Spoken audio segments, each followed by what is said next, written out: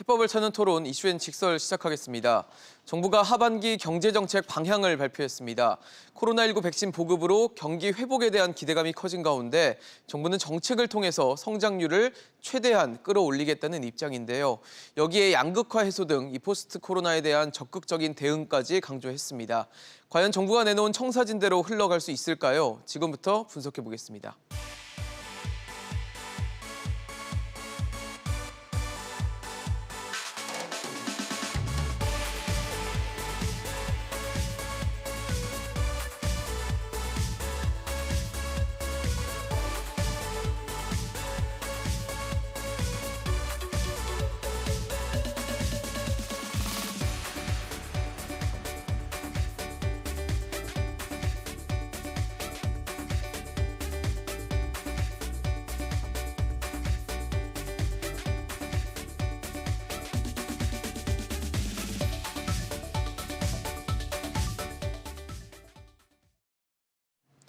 네, 오늘 함께해 주실 세 분 소개하겠습니다. 숙명여대 신세돈 명예교수, 송현경제연구소 배재수 국제경제본부장, 가톨릭대 경제학부 양준석 교수 나오셨습니다. 어서 오십시오. 안녕하세요. 안녕하세요. 반갑습니다.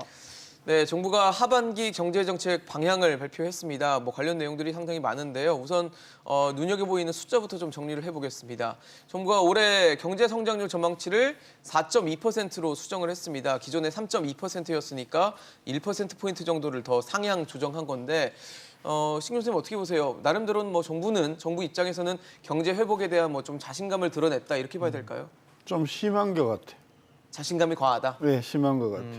작년 6월 1일 날 네네. 2020년 하반기 경제 성장을 전망을 했어요. 네.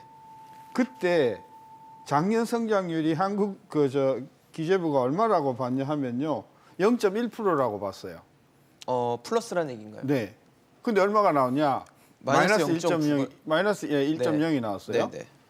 작년 6월 달에 하반기 전망을 하면서 민간 소비가 얼마라고 전망을 했냐면은 작년에 마이너스 1.2라고 전망을 했어요. 네.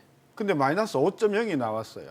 엄청난 추경, 4번에 걸친 추경, 상상을 초월하는 돈을 붓고도 성장률은 민간 소비는 마이너스 5%가 나왔습니다. 작년 6월 달에 하반기 전망을 하면서 취업자가 얼마가 될 거냐? 늘지도 줄지도 않을 거라고 전망을 했어요. 그럼 작년에 얼마가 나왔냐? 마이너스 22만이 줄었어요. 결론은 뭐냐면 작년에도 이 정부가 작년 경제 성장률을 6월 달에 전망을 하면서 완전히 엉터리로 했는데 이번에도 이렇게 어떤 기관보다도 낙관적인 전망을 했는데 조금 이따 우리가 좀 짚어보겠지만 예. 저는 작년보다도 이게 훨씬 더 틀릴 가능성이 크다. 그래서 좋게 이야기하면 너무 낙관적이고 그다음에 좀 심하게 이야기하면 우리 국민들 특히 자영업자들한테 너무 희망 고문을 주는 거다. 도대체 이게 무슨 성장 전망이냐. 굉장히 뜨아해야 할 분들이 많을 것 같아요. 네. 상당히 과한 자신감이라는 평가를 해주셨는데요. 배재수 본부장님께서 보셨을 때는 어떠세요? 과한 자신감으로 보십니까? 글쎄요, 이제 그 부분을 평가하려면 저는 이번 경기 회복의 특징부터 한번 살펴보고 싶은데요. 경기 회복의 특징이요? 예, 이번 경기 회복을 이렇게 뜯어보면 구조적으로 내수보다는 수출 주도의 어떤 회복이고 서비스보다는 제조업 중심의 회복입니다. 그리고 소비 중에서는 이제 당연히 대면 소비보다는 비대면 소비가 주도하는 예. 그런 어떤 회복이어서 한마디로 얘기하면 좀 양극화된 어떤 회복이다라고 그렇게 얘기를 할 수 있을 것 같아요. 그래서 이런 어떤 회복세가 이제 그러면 앞으로 과연 이제 본격적인 어떤 호황 국면으로 아니면은 이제 회복세 지속 국면으로 갈지를 네. 판단하는 게 중요한데 일단 수출 측면을 보면 선진국들이 지금 미국이라든지 영국, EU 쪽의 어떤 성장률이 상당히 높을 걸로 보이고 예. 또 중국도 상당히 지금 성장률이 높은 8% 이렇게 전망이 나오고 있어서 네. 그래서 어떤 그런 측면에서 보면 수출이 상당히 이제 앞으로도 호조를 이어갈 가능성이 높고 그래서 어떤 수출 호조가 지속이 되면 우리나라 경기 회복의 어떤 지속성도 조금 높아질 거라는 그런 측면이 하나 있고요. 네. 그 다음에 또 하나 이제 이 회복이 제대로 이제 어떤 호황 국면으로 나가려고 하면 임금이라든지 일자리가 늘어나서 그렇죠. 거기서 이제 어떤 내수 내지는 소비가 늘어나면서 이제 그게 이제 경기 회복이 전반적으로 확산되는 그런 모습을 보일 텐데 네. 그런 측면에서는 이제 앞으로 임금과 일자리가 어떻게 될 것이냐가 굉장히 중요한데 우선 그 일자리 부분은 보면 지금 당장은 이제 주로 이제 임시 단기 근로자 이쪽으로 지금 어떤 증가가 눈에 띈다는 측면에서 어떤 회복을 체감하는 그런 측면에서 보면 다소 이제 좀 어떤 효과가 낮은 측면이 있고 그다음에 또 임금이라는 측면에서 보면 사실은 이제 지금 일자리가 늘어나고 있는 그런 이제 단기 근로자들 중심으로 보면 최저임금 인상률이 굉장히 중요한데 금년도 최저임금 인상률이 1.5%입니다. 뭐 굉장히 낮은 수준이어서 그런 어떤 그것이 전반적인 어떤 임금의 좀 상승률을 낮추는 요인으로 될 가능성이 있고요. 그래서 네. 그런 맥락에서 보면 좀 아직은 우리가 본격적인 회복으로 나아간다 내지는 호황 국면으로 나아간다라는 어떤 여건이나 준비가 다 됐다고 보기는 힘들거든요. 그래서 그런 측면을 좀 조심을 해야 될 것 같고 그래서 정부는 어떤 그런 일자리라든지 임금 측면에서 어떻게 좀 그걸 단단한 어떤 회복 기조를 만들지를 좀 고민을 해야 되는 거 아닌가 네. 그런 생각을 합니다. 사실 그렇게 보면은 변수가 상당히 많고 아직 불확실성이 큰 상황이어서 4.2, 3.2라는 숫자를 4.2라는 숫자로 이 상향 조정할 만큼의 안정성을 가졌냐에 대해서는 여전히 좀 물음표가 생기거든요. 글쎄요, 뭐 그래도 그 4.2 제 생각으로는 무리한 전망은 아닌 것 같아요. 이게 맞는다는 얘기보다는 네네. 무리한 건 아닌 것 같은데 그 이유가 뭐냐? 일단 그 마이너스 한 1%에서 1.1%는 그 우리가 작년에 코로나 독감 때문에 떨어졌기 때문에 네. 그거는 기저 어느 정도 효과가 있을 그 거고. 기저 효과로 회복할 거라면 예. 나머지가 한 3% 정도인데 그렇다면은 한 2.5에서 3%가 우리나라의 지금 잠재 성장률이거든요. 네네. 그러니까 가능할 수 있는 숫자라고 보긴 합니다. 다만 그 지금 막 본부장님이 말씀하셨지만은 이게 좀 상당히 그 비균형적일 거다, 수출 위주로 이루어질 거다. 그런데 수출이 작년보다 그리고 재작년보다도 훨씬 더 빨리 올라갈 가능성이 지금 충분히 보여요. 지금 미국의 성장이 지금 6%대.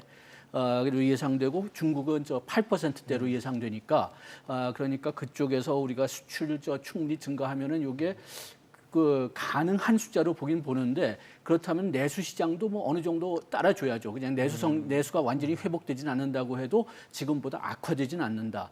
그러면은 성취할 수 있는 숫자라고 보긴 하지만은 그렇지만은 그 잘못될 수 있는 이유들이 상당히 많긴 합니다. 네, 그렇네요. 아까 코로나 독감이 다시 심해질 수도 있고 지금 변이도 되고 있고요. 예, 지금 뭐 최저임금 뭐 52시간 노동 규제 이런 것 때문에 다시 또 이제 문제가 생길 수가 있고 그렇지만은 가능한 숫자라고 보기는 합니다.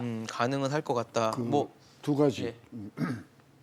이 3.2 전망했던 기재부가 돌연 4.2로 전망한 가장 큰 그 이유는요. 수출이 금년에 한 18% 내지 19% 증가할 거라고 가정을 했어요. 연간이요. 네. 근데 한국은행이 가장 최근에 발표한 수출 증가율이 9%거든요. 거의 2배네요. 2배예요. 네. 더 중요한 거는요. 지금 수입이 수출 못지않게 지금 빠른 속도로 증가하고 있거든요. 수출과 수입이 같이 증가하면요. 그렇네요. 성장에 기여를 못 해요. 그렇죠. 수출이 증가해서 플러스 요인을 수입이 증가하는 게 다 갉아먹거든요. 작년 같은 경우도 보면 순수출 쪽에서 정부 성장에 기여한 게 0.4, 0.5밖에 안 돼요. 네. 그러니까 수출이 잘 되니까 성장이 잘 된다라고 하는 것은 반은 맞는 말이고 네. 수입 때문에 생각보다는 성장에 크게 기여를 못 한다는 거죠. 그러면 4%가 나오려면 뭐가 결정적이에요? 내수겠죠? 내수잖아요. 예. 그럼 내수는 소비하고 투자잖아요. 근데 작년에 설비 투자라든지 투자가 굉장히 좋았어요. 작년에. 그러니까 작년에 경제가 이렇게 마이너스 1 나올 수 있었던 가장 큰 원인은 설비 투자가 상당히 기여를 많이 했거든요. 그럼 거기에 비해서 더 증가할 수 있는 기저 역효과가 있기 때문에 설비 투자는 성장. 그럼 결론은 뭐죠? 민간 소비예요, 그죠? 그렇죠. 민간 소비인데 소비가 늘어나야 된다는 얘기죠. 1분기 성장이 나왔었거든요. 1분기 민간 소비가 얼마나 나왔냐면 1.8 정도 나왔는가 그래요. 네. 작년에 민간 소비가 마이너스 4.8이었거든요, 1분기에. 마이너스 4.8이던 게 1분기에 플러스 1.8이단 말이죠. 그러면 작년 내내 민간 소비가 4%에서 5% 줄었는데 1분기가 힌트를 줬는데 플러스 1.2 나왔단 말이죠. 그러면 1분기에 소비가 작년에 비해서 1.2밖에 증가하지 않았다라고 하면 2, 3, 4분기에 소비가 무슨 이유로 이게 6%, 7%까지 가겠냐는 거거든요.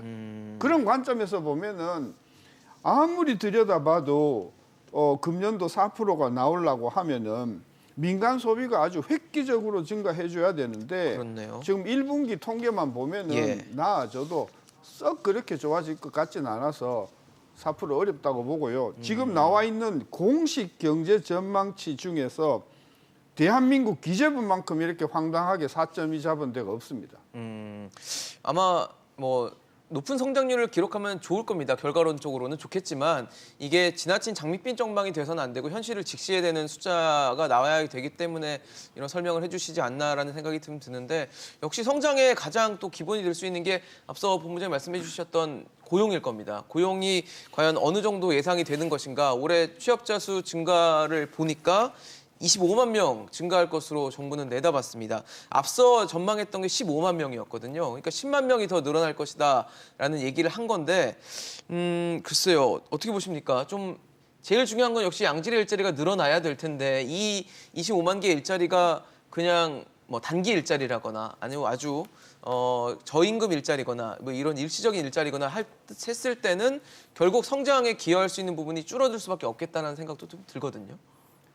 근데 이제 그 일자리가 지금 현재까지 실적으로 보면 주로 이제 단기 임시직 쪽으로 많이 늘어났는데 그런 부분은 이제 어떤 경기 흐름 측면에서 보면 좀 일리가 있습니다. 왜냐하면 예. 일단 그 작년에 코로나 위기가 왔을 때 이제 가장 그 일자리가 많이 줄어든 부분이 바로 그쪽이고 네. 그래서 그런 어떤 단기직 임시직 일자리들이 아무래도 이제 경기 어떤 호불항에 따른 어떤 충격이나 혜택을 가장 먼저 가장 또 강하게 받는 쪽이거든요. 아무래도 상용직은 쭉 그냥 가는 그런 예, 형태의 예. 일자리니까.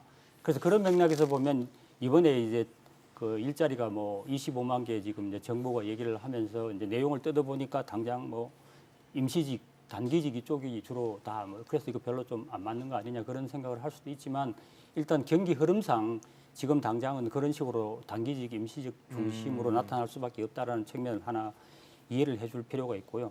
또 하나 이제 그런 어떤 단기 임시직이 많이 늘어나는 구조적인 요인이 있는데요. 뭐냐면 사실은 이번 그 코로나를 계기로 해서 어떤 우리 경제의 어떤 디지털화가 네. 굉장히 빠르게 진전이 비대면이 되고 많이 있습니다. 비대면 됐으니까요. 이런 식으로 되면서 예.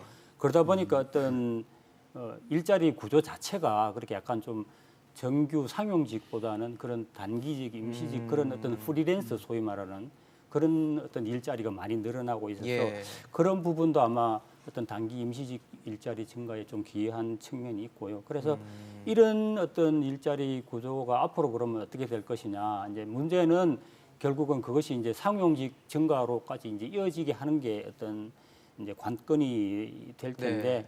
어떤 그런 측면에서 보면은 그런 어떤 상용직은 주로 이제 기업들이 많이 창출을 하는 거죠. 그래서 그런 맥락에서 보면 정부가 해야 될 대책은 어떤 그 뭐 창업을 활성화한다든지 아니면은 뭐 그 신성장 동력 산업을 네. 육성한다든지 그런 식으로 하여튼 그런 어떤 산업 정책 내지는 고용 정책을 펼쳐 나가는 게 중요하다. 네. 그런 식으로 얘기를 할 수 있을 것 같습니다. 어떠세요, 교수님? 제가 한번 5월에 고용 통계 2021년 5월 통계하고 2019년 5월 통계를 한번 봤어요. 비교해 봤어요. 2년 전 걸 2년 전 거. 비교하신 거예요? 2020년 5월에는 소용이 없으니까. 네네네. 그렇게 보니까 총 고용은 지금 비슷하게 나오더라고요. 2019년이 2,730만이었는데 지금 2021년은 2,750만. 약간 늘었습니다. 네네. 그리고 36시간서부터 52시간 일하는 분들은 비슷해요. 숫자가 2년 전하고 그렇게 해서 그런 면에서는 뭐 어느 정도 회복했다고 볼 수가 있는데 그 2년 전 그 5월 생각해 보시면 그때 대기업 52시간 규제가 도입된 직후고 그렇죠. 그다음에 중기업들의 52시간이 그 이제 좀 도입되기 좀 한 3, 4개월 전이었어요. 그런데 보니까 52시간 이상에서 일자리가 상당히 많이 떨어졌는데 그게 회복이 안 됐더라고요. 그래가지고 지금 일자리가 어느 정도 회복이 됐고 그리고 잘 회복돼 가고 있는 중이지만 추세를 보면은 그렇지만은 이게 지금 그 코로나 독감의 단기적인 문제보다도 오히려 좀 장기적인 문제가 지금 휘말려 있어가지고 그래가지고선 장기적인 측면에서 특히 풀타임 잡가 좀 완전히 회복되지 못할지 그게 좀 염려되는 면이 좀 있긴 합니다. 근데 나는 이제 그 부분은 양 교수님하고 그 의견이 정말 다른데 2019년서부터 지금까지 물론 이제 인구도 굉장히 많이 늘었어요. 경제 활동 인구도 많이 늘었기 때문에 그걸 단순한 숫자가 취업자 숫자가 비슷하다고 해서 일자리가 뭐 회복됐다 전혀 그렇게 말할 수 없는 거고요. 그다음에 더 중요한 것은 2019년, 2020년 그리고 지금까지 30대, 40대 취업자가 줄고 있어요. 우리 경제 허리를 책임지고 있는. 반면에 60대 이상은 2019년에 40만, 2020년에 40만, 그리고 최근엔 또 50만 가까이 이 60대가 계속해서 늘면서 30대, 40대가 쪼그라든단 말이에요. 이 30대, 40대라는 거는 한국 경제에 정말 그 중요한 그 허리 부분 아닙니까? 그렇죠. 그러니까 이 부분이 계속해서 무너지는 이유는 물론 코로나 이전서부터 지속되어 왔던 어떤 구조적인 문제가 있어요. 거기에 이제 코로나가 직격탄을 가한 거기 때문에 고용을 자꾸 숫자 20만, 뭐 15만 이런 걸 가지고 접근하는 자체가 문제를 저는 흐리는 것이다. 대한민국의 가장 심각한 문제는 20대보다도 30대, 40대의 일자리가 계속해서 무너지고 있는 사실을 정부가 좀 심각하게 생각을 해주라. 예, 그래서 제가 풀타임 잡에 지금 이제 그러니까 36시간 이상 직장 숫자에 그렇게 좀 집중하는 건데요. 네네. 지금 이렇게 36시간 이하, 특히 16시간 이하 일자리가 는다는 것은 그렇게 뭐 큰 우리 경제에 큰 영향은 별로 없을 거라고 생각합니다. 왜냐하면 그거는 초단기 대부분 보면은 근로자겠죠. 양질의 일자리가 아니거든요. 네네. 그런데 아까 얘기했지만은 지금 52시간 이상의 일자리는 많이 줄었는데 그것은 우리가 보통 생각한다면 52시간 이상의 일자리가 줄었다면은 36에서 52시간 일하는 분들의 숫자가 늘어야 되는데 늘지는 않았어요. 2년 전하고 52시간 일자리 숫자는 비슷합니다. 그러니까 그 52시간 이상 일했던 사람들의 일자리가 어떻게 다 날아갔다는 거죠. 네. 그래서 걱정된다는 거죠. 이제 그런 부분이 아까 제가 말씀드렸던 어떤 경제 구조적인 어떤 변화하고 관련이 될 수 있을 것 같아요. 무슨 얘기냐면 그 어떤 우리 산업의 어떤 고도화 내지는 디지털화가 진전이 네. 되고 있고요. 그것은 달리 얘기하면 노동 투입이라든지 자본 투입을 줄여서 똑같은 생산을 한다는 얘기거든요. 그래서 그런 맥락에서 보면 어떤 상용직이나 이런 부분에 대한 고용 수요는 기업들의 수요는 앞으로도 계속 어떤 디지털화가 진전이 되면 될수록 줄어들 축소될 수 가능성이 있을 높습니다. 것이다. 그래서 그런 맥락에서 보면 이제 우리가 일자리를 보는 시각을 조금 이제 바꿔야 될 그런 측면도 있다라는 생각이 듭니다. 그래서 어떤 앞으로는 그런 어떤 디지털 일자리, 그 프리랜서 일자리 이런 쪽이 많이 늘기 때문에 그런 어떤 일자리 증가분을 그냥 임시 일용직으로 두지 말고 이걸 어떤 식으로든 약간 좀 정규직화 내지는 상용직화하는 그런 노력. 예를 들면 뭐 그 플렉서블 타임제라든지 아니면 유연근무제 파트 타임 이런 걸 갖다가 많이 그걸 제도화 시켜가지고 그런 분들도 어느 정도 어떤 고용 보호를 받을 수 있도록 그렇게 제도를 바꾸어 나가는 그런 노력도 필요하지 않을까 싶습니다. 또 하나 지적을 하면 이제 제가 느끼기에는 정부나 학자들이 전부 그 임금 근로자에 너무 포커스가 가 있어요. 그래서 자꾸 뭐 임시직, 일용직, 네네. 상용직 이게 다 상용직. 임금 근로자거든요. 그렇죠. 근데 실제로 비임금 근로자가 거의 600만 정도 되거든요. 그러니까 이 비임금 근로자는 사실은 어떤 의미에서 대한민국의 일자리를 만들어내는 굉장히 중요한 소스거든요. 그러니까 정부가 소득과 일자리를 위해서는 이 비임금 근로자의 보호만큼 중요한 게 없거든요. 뭐 자영업자들이나 이제 소상공인들. 그러니까 이제 네. 여기서 이제 비임금 근로자라는 것은 이제 자기가 고용원을 두고 일하는 자영업자나 또는 혼자서 하는 그런 그렇죠. 거잖아요. 네. 이게 한 600만 정도 되는데 이 숫자가요. 2019년, 2020년 지금까지도 계속해서 이 비임금 근로자가 줄고 있단 말이죠. 줄고 있는 가운데서도 나타나는 현상이 뭐냐? 고용원을 뒀던 비임금 근로자가 고용원을 두지 않고 솔로로 행동하는 이게 뭐냐 하면은 전체적으로 비임금 근로자의 숫자가 줄고 일자리가 줄고 그 규모도 자꾸 쪼그라들어서 영세화되고 있다. 이 사실에 대해서 좀 정부는 이게 국가 경제 정책상 굉장히 중요한 구조적인 문제다. 맞습니다. 예, 자꾸 뭐 디지털화 이야기하면서 불가피하다 이렇게 이야기하지 말고 실제로 많은 600만에 가까운 가족까지 합하면 1,000만 명의 대한민국의 먹거리가 걸린 부분이 이 자영업자 부분이란 말이에요. 그러니까 이 부분들이 정말 그 생계 걱정 없이 생활할 수 있도록 경쟁력을 살려주고 하는 것만큼 저는 그게 한국판 뉴딜보다도 더 시급한 문제라고 생각하거든요. 네. 근데 이 부분에 대해서는 우리 전혀 언급을 하지 않는다. 저는 그게 매우 아쉽다고 생각하는 거예요. 아마 지난 1년 한 6개월 정도 되는 코로나19가 발발하고 나서 시작되는 이후에 한 1, 6개월 정도로 아마 우리 눈으로 확인을 했습니다. 자영업자들이 문을 닫고 무너져가는 모습들을 보면서 굉장히 뭐 마음 아파했고 그 부분이 우리 경제에 아주 문제가 되고 있다라는 부분에 대해서 공감을 하실 텐데 그러다 보니까 정부도 나름대로는 뭐 양극화를 해소하겠다라는 뭐 측면에서 소상공인과 저소득층을 지원하고 그 부분을 어떻게 할 것인가 5차 재난지원금 그리고 2차 추경 편성하겠다고 하고 있는데 지금 보니까 33조 원 정도 규모가 될 것 같습니다. 추경 규모가.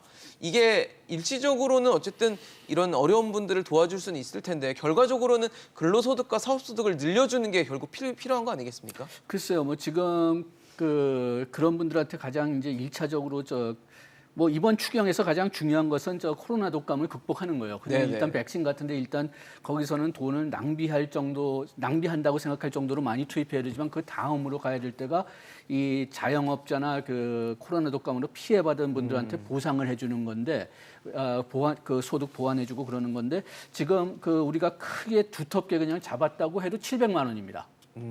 그런데 지금 현재 그 재난지원금 뭐 지금 마지막 형태가 어떻게 될지 모르겠지만 지금 대강 얘기하는 게 1인당 25만 원인데 네. 그렇다면 4인 가족이 100만 원 100만 받는다는 원이죠. 거예요. 예. 지금 그 뭐 물론 지난 그 지원금에 지난 추경에 또 얼마씩 받긴 했지만은 그래도 그 지금 1년 동안 계속 그렇게 어렵게 지냈는데 이번에 700만 원 받는다. 그런데 피해를 받았던 안 받았던 네. 4인 가족이면 100만 원 받는다. 좀 밸런스가 맞지 않는 것 같아요.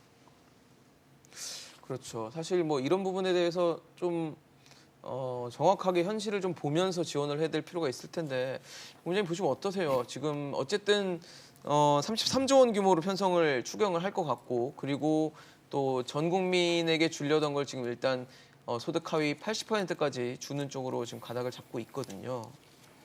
그게 아마 이제 80%라는 숫자가 어디서 나왔느냐 뭐 그 부분도 사실은 좀 저는 의문이 드는데 어찌됐든 뭐 당정 간 타협의 산물이겠죠. 그런데 네. 정부는 70을 요구했었고 원래 예, 70%를 예, 요구했고 이제 당에서는 100%를 원했었거든요. 그래서 이제 추경을 하는 것은 뭐 아까 말씀드린 대로 이제 경기 회복 구조 자체가 지금 좀 양극화된 그런 회복 단계에 있다라는 거. 네. 또 고용 측면에서 아직 지금 상용직으로까지 어떤 그 경기 회복의 온기가 퍼지지 않고 있다라는 거. 예. 뭐 그런 측면을 보면 어떤 추경의 어떤 타당성은 뭐 굳이 찾자면 있을 수 있겠다라는 생각이 듭니다. 다만 그 지금 아까도 말씀드렸다시피 이게 지원 대상이 너무 광범위하고 좀 그런 측면이 있는 것 같은데 그러면 그렇게 80%에 대해서 이렇게 뭐 돈을 이렇게 흩뿌리게 되면 사실은 어떤 경기 회복 효과도 떨어지고 지원의 어떤 타당성도 상당히 약해지는 게 아닌가 하는 생각이 드는데 작년에 그때 우리가 그 재난지원금 지원했을 때 그 소득 분위별로 그 효과를 보면 1분위와 5분위가 제일 그 효과가 어떤 소비 진작 효과가 높았었거든요. 그래서 그런 측면을 감안하면 이번에는 가급적이면 좀 하위 소득 계층 쪽으로 좀 지원을 집중을 해서 어떤 소비 진작 효과를 높이고 경기 회복의 어떤 그 온기를 좀 네. 전반적으로 마중물 부드리는 역할을 그런 할수 있게. 어떤 노력이 필요하지 않을까 싶고 또 하나 이제 가장 중요한 것은 어떤 시기 문제인 것 같아요. 지금 이미 이제 우리 경기가 이제 회복 초기에 들어서 있지 않습니까? 그래서 이제 지금은 이제 마중물이라고 하기에는 좀 어려운 그런 상황이 됐는데 이게 자꾸 시간적으로 늦어지면 잘못하면 경기가 쭉 올라가는 와중에 이걸 또 추경을 갖다 붙는 꼴이 돼가지고 어떤 네. 경기의 진폭만 오히려 더 키우는 나중에 결과적으로 그런 또 어떤 부작용이 있을 수가 있으니까 그런 어떤 부작용을 최소화시키기 위해서는 시기를 가급적 좀 앞당기든지 하여튼 잘 조정을 할 그런 필요가 있다라는 생각이 들고 하여튼 뭐 근본적으로 뭐 재난지원금이 어떤 그 추경이 어떤 뭐 경제적인 측면에서 얼마나 타당한지는 좀 저는 사실은 의문을 갖고 있는데 다만 어떤 정치적인 측면에서 뭐 어떤 그런 필요성이 있다 그러면은 하여튼 이걸 빨리 아까 얘기한 대로 빨리 집중적으로 이렇게 실시를 하되 가급적이면 앞으로는 어떤 그런 어떤 뭐 지원금 이런 것보다는 기업의 어떤 활동을 네. 좀 더 늘리는 쪽으로 활성화할 수 정책 있게 하는. 방향의 어떤 초점이 좀 옮겨가야 되지 않을까 그런 생각을 하고 있습니다. 사실 뭐 소득 하위 80% 주겠다고 하고 지금 정부는 K자 양극화의 그 아래 K를 그리는 그 선을 좀 살려보겠다라는 뭐 목표인 것 같은데 살아나야 효과가 있는 거잖아요. 그렇죠. 그 작년에 우리가 4번 줬잖아요. 그러니까. 금년에 1회 추경을 빼고도 작년에 준 게 50한 5조 제가 계산해 보니까. 근데 그 중에서 전 국민 재난지원금 준 게 한 14조 4천억 되거든요. 1차 재난지원금이었죠. 예. 그걸 뭉텅 빼고 이렇게 또 방역에도 또 굉장히 돈을 많이 썼거든요. 작년에도. 방역이 무슨 경기하고 뭔 상관이 있어요? 그렇죠? 방역에 들어가는 돈 빼고 전 국민들한테 지급되는 선심성 뭐 국민 1호금 빼고 그럼 33조라 그래도 네네. 실제로 정말 아픈 곳에 투입할 수 있는 돈이 얼마나 되겠어요? 전 20조 안 된다고 보거든요. 그 20조도 안 되는 돈 가지고 민간 소비가 살고 내수가 살고 성장이 4.2% 간다? 저는 그건 말도 안 되는 이야기라고 보는 거고요. 애시당초 작년서부터 제가 줄곧 주장해온 게 뭐냐면 코로나 이 충격은 매출 기준으로 200조 이상의 충격을 준 것이다. 어마어마한 수소폭탄이 떨어진 것이다. 근데 그 수소폭탄도 전국에 골고루 그 던져진 게 아니라 몇몇 개 업종에 집중돼서 그 사람들은 지금 거의 뭐 삶을 포기할 정도까지 와 있단 말이에요. 예. 그런데 기껏해서 1년 반 심사숙고 끝에 준다는 게 700만 원인데요. 700만 원도 다 주는 줄 아세요? 그 대상이요 10,000개 정도밖에 안 될 거예요 분명히. 나머지는 숫자만 만들기 위해서 300만한테 줬다라고 하지만 대부분한테는 100만 원, 200만 원이거든요. 100만 원, 200만 원은 자영업자가 아무리 어렵다고 해도 정말 껌값에 불과한 것이거든요. 따라서 이렇게 찔끔찔끔 이렇게 하는 그 재난지원금이나 추경은 전혀 저는 경기를 살리는데 보탬이 안 되는 게 이미 작년에 입증되었다. 저는 그렇게 혹평하고 싶어요. 이번에 그 1분기 가계 동향 조사를 한번 들여다봤거든요. 예, 예. 그랬더니 1분위 그러니까 가장 가난한 20%는 적자입니다. 소득하고 지출에 비교해서 24% 적자예요. 거기에 비해서 2분위는 지출이 소득이 한 71%입니다. 그렇게 되니까 2분기 정도는 지원해줄 정당성이 있는 것 같은데 3분위에 들어가게 되면은 소득의 61%를 썼고 그 다음에 4분위는 소득의 53% 썼고 그 다음에 5분위는 소득의 44%를 썼어요. 그러니까 뭐 3분위는 조금 애매하다고 해도 4분위하고 5분위는 돈이 없어서 안 쓴 게 아니라 안 쓰고 싶어서 아니면 쓸 데가 없어가지고서 안 쓴 거지 제한적이기 돈이 없어서 때문에. 안 쓴 건 아니에요. 사실 정부도 지금 뭐 수출이 호황을 그리고 있기 때문에 이 부분에 대해서 내수를 좀 살려야겠다는 생각 갖고 있는지 내수 진작을 하기 위한 뭐 카드들을 꺼내놨는데 그 중에 좀 눈길이 갔던 게 이 신용카드 캐시백입니다. 뭐 상생 소비 지원금이라고 표현을 쓰는데 글쎄요 뭐 그런 거더라고요. 3분기에 2분기 월 평균 소득 그 카드 이용액보다 더 많이 쓰면 그 중에 일정 부분을 캐시백으로 돌려주겠다라는 건데. 본부장님 보시면 어떠십니까? 이게 소비 진작 효과가 좀 있을 거라고 보십니까?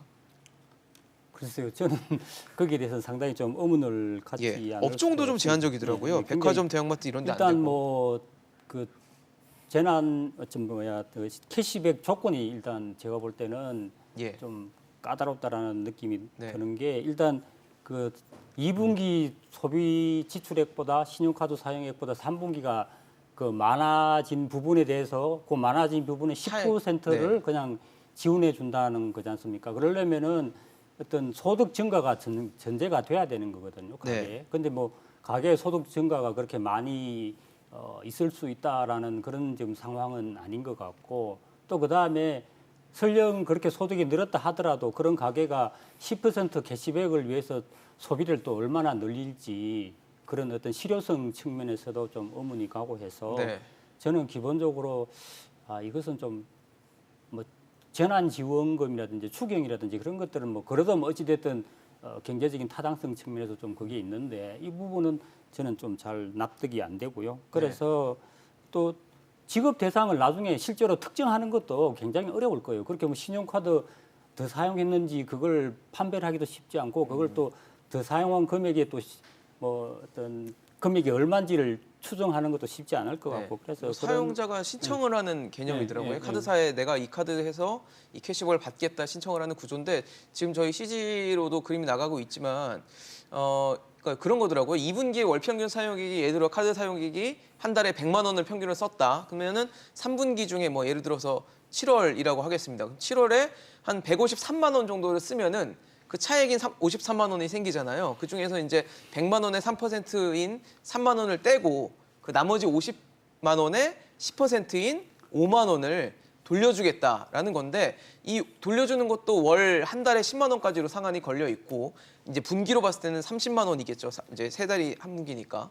그렇게 해서 좀 제한적인 부분이 많기 때문에 글쎄요. 이게 소비로 이어지면 참 좋겠습니다만 이게 과연 진짜 현실적으로는 그렇게 소비 붐이 일어날까? 정부에서는 아마 대형마트, 백화점 이런 데 못 쓰게 한 게 영세업자한테 좀 써라라는 뭐 그런 의미로 제안을 걸었을 것 같은데 신 교수님 보시기에는 어떠세요? 소비 진작해서 아유, 4.2% 성장할 수 있을 거라고 보십니까? 너무나 이 제도가 갖고 있는 문제점이 실효성 차원이나 이런 면에서 너무 많아서 정말 공무원들 정말 머리 굴리는구나. 아까 뭐 이야기했잖아요. 어디든 되고 어디는 안 되고 그런 것도 문제지만요. 이게요 한 분기에 30만 원 제한이라는 말하고 월 10만 원이라는 제한이 이게 틀린 거예요. 완전히 다른 얘기죠. 월 10만 원이에요. 월 10만 원. 한 분기에 30만 원이면 한 달에 30만 원을 다 써도 되는 그렇게 거죠. 계산하면 안 된다니까요. 그러니까요. 근데 월 10만 원. 월 10만 원이에요. 그러니까 월 10만 원을 못 채우는 경우가 많거든요. 그리고 월 10만 원보다 훨씬 더 많이 쓰는데도 이게 2월이 안 된단 말이에요. 결국은. 그죠? 최대 상한은 10만 그렇죠. 원이니까. 그러니까 실질적으로 저게 그 행정상으로 어마어마한 저는 그런 그 행정 잡무를 유발하면서 은행들이나 그 관련 카드 회사들은 저것 때문에 진짜 죽겠다. 물론 이제 저렇게 하면 쓸 부분도 있겠지만 저는 생활이 어려운 아까 1분, 2분들은 저는 카드가 없는 분들도 저는 상당히 있다고 생각해요. 발급 자체가 안 되시는 분들도 네. 있으시더라고요. 그렇죠. 그런 예. 경우에는 혜택도 전혀 못 받지 않습니까? 그러니까 저는 발상이 공무원들이 정말 애써서 우리 국민들이 어렵게 세금을 내는데 앉아서 저렇게 복잡하게 줄 거면 그냥 확실하게 그냥 편지에다가 봉투 30만 원짜리 수표를 해서 줘버리든지 뭘 저렇게 일을 만드는지 정말 모르겠어요. 사실 그런 얘기도 하더라고요. 진짜 잘 돼서 어떻게 하다 보니까 잘 될 수도 있잖아요. 잘 돼서 이게 소비가 진작이 됐는데 사람들이 어쨌든 소비 여력은 제한되기 때문에 혹시 4분기에 소비를 미리 끌어다 써서 결과적으로 4분기에는 다시 소비 부진이 일어나는 거 아니냐는 걱정도 하시더라고요. 처음에 제가 이 캐시백을 얘기를 들었을 때는 그 걱정을 좀 했어요. 그리고 가계 부채도 올라갈 걱정도 좀 했고 그때 처음에 들었을 때는 그냥 2분기하고 3분기 비교해서 3분기 더 많이 썼으면은 거기서 그냥 10% 차액을, 준다. 네. 그런데 지금 여기서 뭐 온라인은 제외시키고 그렇죠. 뭐 백화점 제외시키고 대형마트 제외시키고 그렇게 해서 내가 지금 지난 한 3개월 정도 돈을 쓴 걸 생각해 보니까 대형마트 같은 데서 무지하게 돈을 많이 썼거든요. 그러면은 일단은 이것을 이제 다음 3개월 동안 내가 이 캐시백을 받고 싶으면은 대형마트에서 산 것을 다 동네 마트로 바꿔야 돼요. 동네 마트에서 그렇게 많이 살 수가 있을지 모르겠어요. 그렇게 실질적인 된다면 효과는 오히려 없을 것이다. 그 기준으로 생각한다면 돈을 더 쓰는 게 아니라 돈을 덜 쓸 가능성이 더 많다는 거죠. 사실 이렇게 캐시백도 내놓고 뭐 소비 쿠폰도 다시 활성화하겠다. 그건 이제 백신 접종률, 1차 접종률에 따라서 좀 단계적으로 확대를 하겠다라는 계획까지 내놨는데 어떻게 보세요? 소비 쿠폰 사실 하다가 중단을 했고 이걸 지금 다시 백신 접종률에 맞춰서 활성화하겠다는 거거든요. 저는 개인적으로는 뭐 아이디어도 그렇게 좋지 않지만 그래도 쓸만한 한번 해볼 만한 정도는 된다 그렇게 시도할 생각을 하지만은 만하다. 네. 1차 접종 50%는 기준이 틀렸다고 봅니다. 아. 1차가 50%라면 아직도 굉장히 많이 그 코로나 독감에 노출된 상태거든요. 예. 1차만 맞으면은 그 완전히 보호가 안 되니까. 네네. 그러니까 아마 그 1차 50%라면은 완전 보호되는 분들은 한 30% 정도밖에 안 될 거예요. 한 70% 되신 분들은 완전히 위험에 노출되거나 아니면은 부분적으로 노출돼 있는데 그때서부터 뭐 극장 같은 데나 공연 같은 예. 데를 다시 회복시키겠다. 다시 뭐 여행을 회복시키겠다. 그거는 굉장히 너무 이르다고 봅니다. 좀 위험할 수 있다라는 네, 말씀이시군요. 뭐 1차가 뭐 한 80, 90%다 그러면 몰라도 1차가 50%라는 거는 그건 너무나 지금 경계를 낮게 잡은 것 같아요. 좀 이걸 여름에 활성화시키기 위해서 잔머리를 굴린 것 같습니다. 사실 이렇게 소비 진작도 문제지만 앞서 말씀해 주신 것처럼 산업이 이제 살아나야 결과적으로 우리의 경제에도 함께 살아날 수 있는 부분인데 정부는 이 부분에 대해서 일단 뭐 세제라든지 금융 지원을 해서 기업들의 투자를 이끌어내겠다. 그리고 국내로 해외에 있다가 국내로 돌아오는 기업들에도 각종 세 부담을 낮춰줘서 들어오게 하겠다라는 내용을 같이 담았는데 어떻게 보셨어요? 좀 활성화하고 기업들이 우리나라로 와서 다시 또 경제 활동을 활발하게 할 수 있는 그런 뭐 좀 원동력이 될 수 있다 보십니까? 예, 저는 뭐 이런 정책 방향 자체는 굉장히 바람직하다고 보고요. 예. 또 그다음에 지금 그 이번에 말한 그 국내 기업, 국내 유통 유통하는 기업들, 기업에 예. 대한 지원은 사실은 시적절한 게 글로벌 법인세 최저 한도 설정 논의가 지금 있지 않습니까? 네네. 미국에서도 지금 법인세 인상 얘기가 나오고 있고 그런데 하여튼 그런 맥락에서 봤을 때는 그런 어떤 유통 기업에 대한 지원을 늘리는 것은 상당히 시적절한 그런 측면이 있고 네네. 그다음 국가 전략 그 뭐 반도체 배터리 백신 백신까지. 이런 예. 국가 전략 산업을 육성하는 어떤 정책도 당연히 지금까지 어떤 정책 맥락이라든지 이런 측면 또 그다음에 앞으로 우리나라의 어떤 성장 동력 확대 측면에서 상당히 좋다고 보고요. 또 이제 규제 샌드박스 이 제도도 사실은 지금 기업들한테 반응이 상당히 좋은 걸로 알고 있습니다. 그래서 그것을 좀 더 보완 확충한다라는 측면도 상당히 괜찮다라는 그런 생각이 네. 들고 다만 제가 좀 한 가지 아쉽게 느꼈던 부분이 뭐냐 하면 지금 우리나라 기업들의 어떤 디지털 전환이 굉장히 이제 중요한 이슈인데 그거 관련해서 그렇죠. 이제 가장 중요한 것 중에 하나가 그 인터넷 오브 띵스 사물 인터넷입니다. 네. 그래서 사물 인터넷하고 빅데이터 그다음에 그것이 이제 AI까지 이어질 텐데 그렇죠. 그래서 어떤 사물 인터넷이라든지 빅데이터에 대한 언급이 지금 많지 않더라고요. 이번 하반기 전망 이쪽에서 그래서 그런 부분들은 좀 넣었으면 좋겠다라는 그런 어떤 생각이 들고요. 하여튼 뭐 전반적으로 봤을 때 지금 우리나라 정부의 어떤 성장 전략이나 네. 정책 내용은 상당히 이제 좋은데 다만 내용이 너무 많아요. 이렇게 막 백화점식으로 나열이 돼 있어가지고 이게 도대체 뭘 하자는 건지 잘 모르겠다라는 그런 어떤 생각이 들 때가 많이 있는데 그런 맥락에서 보면 어떤 지원의 어떤 기본 집중이 전략이랄지 필요하다. 기본 방향이랄지 이런 것을 뚜렷하게 세워가지고 네. 거기에 맞춰가지고 좀 일관성 있는 그런 어떤 정책을 수립을 하고 그걸 또 장기적으로 좀 추진을 할 필요가 있죠. 특히 그렇겠죠. 신성장 전략 이런 것들은 뭐 사실은 뭐 과거 정부서부터 쭉 해오던 것이거든요. 근데 그러니까요. 자꾸 이렇게 포장만 바꾸니까 오히려 이제 기업들은 더 헷갈리고 일선에 있는 사람들이 좀 불편한 그런 네. 부분인데 그런 것들은 좀 일관성 있게 쭉 이렇게 포장 자꾸 바꾸지 말고 그냥 갔으면 좋겠다. 네. 그런 생각이 좀 들고요. 예. 신 교수님은 어떻게 보셨어요? 제가 정부를 너무 혹평했는데 한 가지 이제 칭찬을 하면 이번에 그 3+2 정책 방향이라고 이름을 붙였는데 네. 그 중에서 제일 눈여겨보고 높이 평가할 게 뭐냐면 투자 촉진 기업 활동 지원이라고 하는 항목에 110조 프로젝트에 투자하겠다 하는 그 내용이 들어가 있어요. 맞습니다. 근데 이게 새로운 거냐? 원래 있던 이게 작년에 했던 거예요. 작년 하반기에 똑같은 내용으로 100조, 그때는 100조 100조였는데 프로젝트가 있었어요. 네네. 작년에 100조 프로젝트 때문에 저는 작년에 설비 투자라든지 이런 부분이 많이 이루어져서 성장을 이렇게 방어하는데 네. 기여를 했다. 따라서 이 부분에 대해서 좀 더 보완을 하고, 근데 작년에 나온 거에 보면은 여러 가지 뭐 투자세 공제도 하고 여러 가지 혜택을 많이 줬는데 예. 거기에 더해서 좀 추가를 했으면 좋겠다는 이야기고, 그다음에 작년에는 대대적으로 투자 활성화하겠다고 해가지고 뭔 말을 했냐면요, 생활 SOC 교통 인프라 구축하겠다라고 하는 게 작년에 들어가 있었어요. 금년에 이게 없어요. 그런 면에서 생활 인프라, 생활 SOC는 굉장히 좋은, 그리고 대한민국에 필요한 그런 어떤 부분이니까 이 부분은 계승을 해서 넣어줬어야 되는데 이걸 싹 빼버렸단 말이죠. 그래서 작년도 하반기 정책하고 금년도 하반기 정책이 거의 보면 판박인데 딱 빠진 게 뭐냐면 생활 SOC 투자가 내용이 빠졌다. 이 부분은 저는 매우 아쉬워서 이 부분을 하반기에 좀 더 정부가 보완할 필요는 있다. 저는 그렇게 보는 거예요. 예, 한 가지 이번 계획에 좀 아쉬운 걸 좀 얘기한다면은 뭐 지금 뭐 규제 샌드박스 규제 개혁 같은 거 얘기하셨는데 그거는 잘 됐다고 생각하지만 규제 개혁 그 법제도 개혁 그거 대부분은 지금 정부가 선택한 이 뭐 DNA 사업이나 그런 데 제한돼 있어요.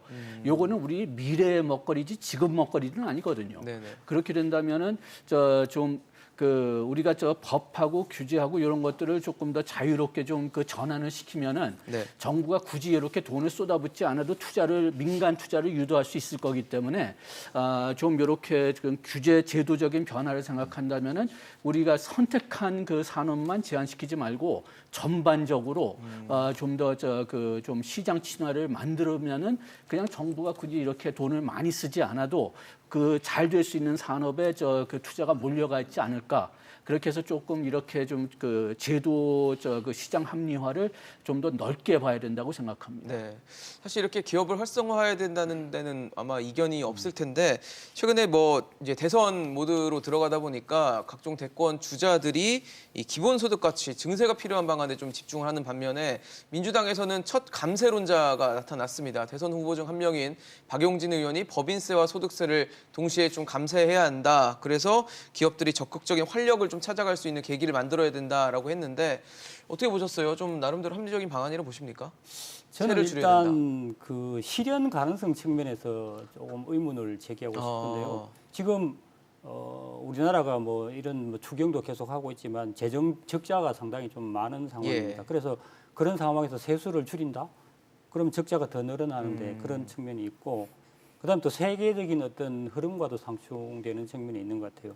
바이든 정부가 이미 이제 법인세를 올리겠다고 말을 했고, 어떤 아까 말씀드린 대로 세계적인 어떤 법인세 최저 한도 뭐 제도 도입도 논의되고 있는 그런 어떤 흐름이 있는데 그거하고도 상충되는 부분이 있고, 그다음에 우리나라 법인세 같은 경우에는 명목 세율은 높지만 실질 그 어떤 담세율을 보면 실효세율을 보면 네. 뭐 높지 않습니다. 우리는 R&D 투자세 공제라든지 시설 투자세 감면이라든지 이런 것들이 많이 있어서 그래서 뭐 굳이 뭐 그걸 안 낮춰도 이미 낮은 상황이다. 법인세는 그런 생각이 들고, 또 하나는 지금 이번 그 경기 불황으로 인해 가지고 어떤 소득 불평등이 좀 많이 악화됐는데, 그래서 그걸 정부가 지금 이전 소득으로 지금 메꾸고 있는 그렇죠. 그런 재원으로, 상황에서 네, 재정으로 메꾸고 이런 있죠. 식으로 또 다시 감세를 해버리면 그 소득 불평등을 더 심화시키는 쪽으로 정책이 이행을 하게 되기 때문에 결국은 좀 그런 맥락에서 보면 어떤 경기 회복세 확산에도 좋지 않은 영향을 미칠 것 같고, 현실 가능성이 좀 낮다라는 지적을 해주셨는데 어떻게 보세요? 저는 필요하다고 봅니다. 감세 필요하다고 보세요? 필요하고 보고요. 특히 저기 법인세도 그러지만 소득세도 좀, 여기서 제가 말하는 소득세 양도소득세를 말하는. 아, 그래서 부동산이요? 아까 우리 우리 선생님이 우리나라가 실효세율이 낮다라고 하는 말도 맞는 말이거든요.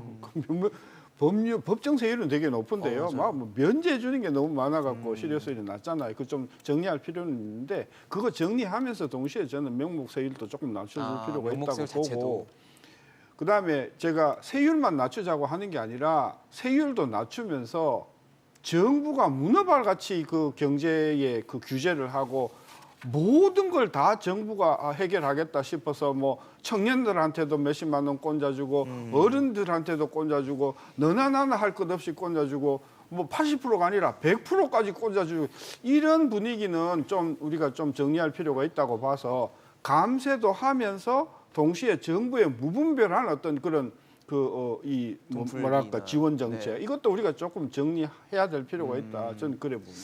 알겠습니다. 정부가 하반기 경제정책 방향을 내놓고 올해 하반기는 과연 어떻게 경제를 꾸려 나갈 것인지에 대해서 국민들에게 소상하게 알리는 자리를 가졌습니다. 정부가 생각한 대로 되면 참 좋겠습니다. 하지만 숙제가 많아 보입니다. 그 숙제를 잘 메워서 좀 우리가 바라는 경제 성장에 연결할 수 있는 마중무 역할을 할 수 있는 정책들이 되기를 기대해 보겠습니다. 오늘 신세동 교수, 배재수 본부장, 양준석 교수와 함께했습니다. 이슈앤직스로 오늘 준비한 소식이 여기까지입니다. 지금까지 시청해 주신 여러분 고맙습니다.